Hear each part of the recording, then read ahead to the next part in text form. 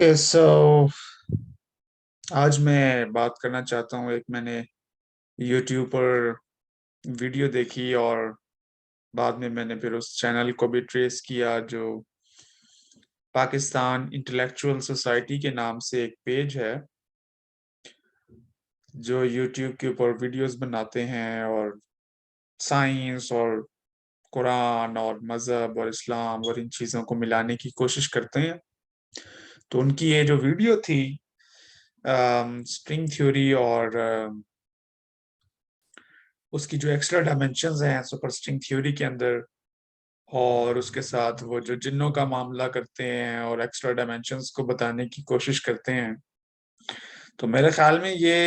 एक बहुत ही भद्दी कोशिश है। इससे ना तो पाकिस्तान का इंटेलेक्चुअल इमेज बेहतर होता है और ना ही इस्लाम की या कुरान की कोई खदमत हो रही होती है। ये दरअसल मुख्तलिफ टैक्टिक्स होते हैं यूट्यूब के ऊपर अपने चैनल्स को मशहूर करवाने के लिए, क्योंकि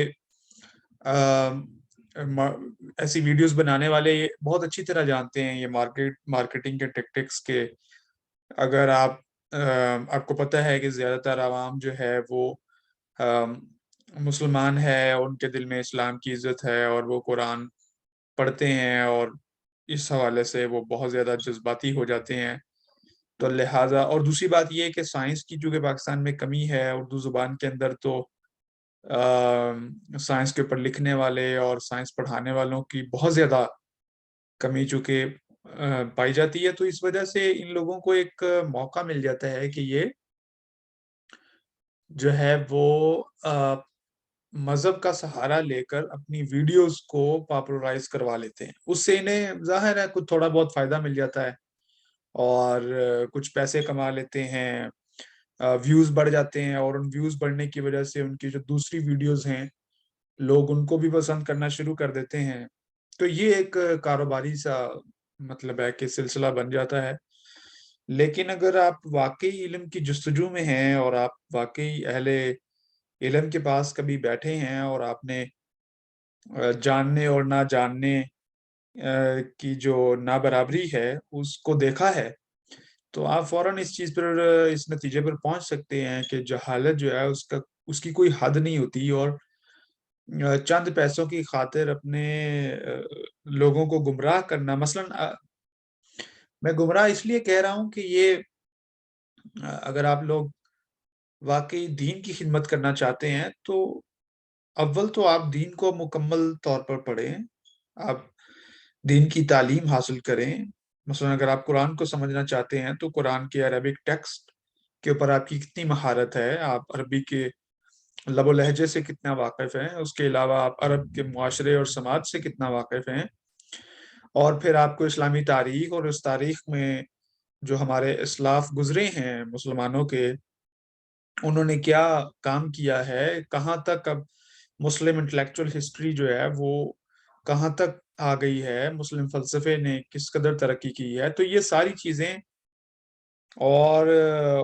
मज़हब से रिलेटेड या इस्लाम से रिलेटेड चीज़ें जो हैं, उनको समझने के बाद आप इस काबिल होते हैं कि अब आप इस्लाम के हवाले से बात कर सकें। तो जो नाम मसलन जनाब ख़िज़र अलैहिस्सलाम का नाम है, हज़रत मूसा अलैहिस्सलाम के हवाले से जो वाक़या है उसमें कुरान में, और उससे मुतल्लिक़ एक बात है। कुरान में ये ज़िक्र है कि इंसानों के साथ-साथ जिन्नों को पैदा किया गया है, और इसी तरह की दूसरी चीज़ें हैं। तो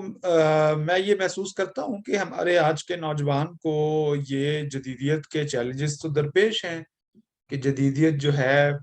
और ख़ास तौर पर साइंटिज़्म का जो फ़लसफ़ा है, वो किस तरह से मज़हब की नफ़ी की तरफ भी ले जाने की कोशिश करता है, और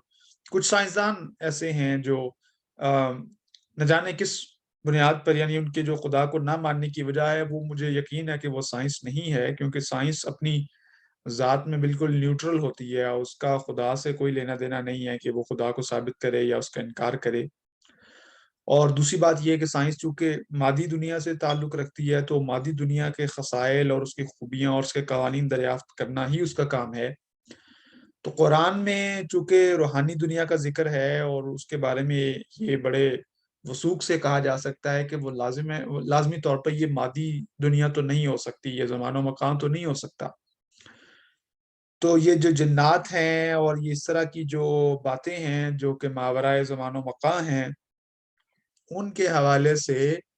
میرا نہیں خیال کہ کسی بھی اہل علم کا اور خاص طور پہ مسلم علماء کا جو واقعی سنجیدہ مسلم علماء ہیں، ان کا کوئی ان چیزوں کے اوپر اتفاق رائے ہے، یا وہ یہ سمجھتے ہیں کہ جی اس چیز کو جن کہا جائے گا، اور اس چیز کو عالم بالا یا عالم امر یا عالم مثال کہا جائے گا، اس پہ کوئی اتفاق ہو بھی نہیں سکتا اور ہے بھی نہیں۔ تو مجھے یہ سمجھ نہیں آتی کہ یہ لوگ کہاں سے ایسی تفسیریں جو ہیں وہ قرآن کی یا ان الفاظ کی جو قرآن میں آئے ہیں، اور ان کی تفسیریں اس طرح سے کہاں سے نکال لیتے ہیں، اور ان کو پھر جو ہے وہ سائنس کے ساتھ ملانے کی کوشش کرتے ہیں۔ اب سپر اسٹرنگ تھیوری یا اسٹرنگ تھیوری وہ بالکل ایک میتھمیٹیکل سیٹ اپ ہے، اور وہ مادی دنیا کو سمجھنے کی ایک کوشش ہے۔ اس کے پیچھے فزکس کے اور میتھ کے کچھ اصول ہیں، کچھ ازمپشنز ہیں جن کے بنیاد کے اوپر وہ تھیوری کھڑی ہوئی ہے۔ اور جب وہ ڈیمینشن کی بات کر رہے ہیں تو وہ بالکل یہ لائن اور سکوئر والی کہانی نہیں ہے، وہاں پہ اس کے پیچھے بالکل ایک ڈفرنٹ قسم کا الجبرا ہے، جس پر ہم کبھی پھر تفصیل سے بات کر لیں گے۔ لیکن یہ لوگوں کو بیوقوف بنانے کا سلسلہ یہ بڑے سمجھدار اور سنجیدہ لوگوں کی طرف سے بھی آتا رہا ہے، اور اب یہ بچے بچونگڑے جو یوٹیوب کے اوپر بیٹھے ہوئے ہیں اور وہ انٹلیکچوئل اپنے آپ کو کہلاتے ہیں، یہ انٹلیکچوئل سوسائٹی ہونے کا دعویٰ کرتے ہیں، میرا خیال ہے کہ یہ لوگ مذہب کو نقصان دے رہے ہیں۔ ایسے لوگوں سے آپ بچیں۔